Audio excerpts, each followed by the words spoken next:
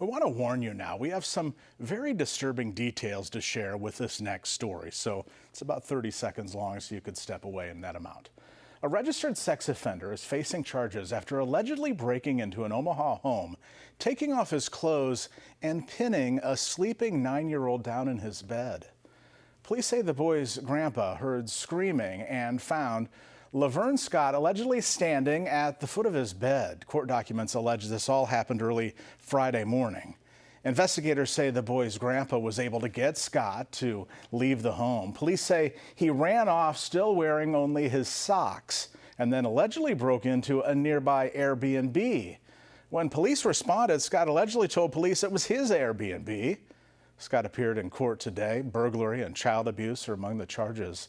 The judge set bond at $1.25 million. Now, Scott was convicted of sexual assault in 1987 and attempted sexual assault in 1999.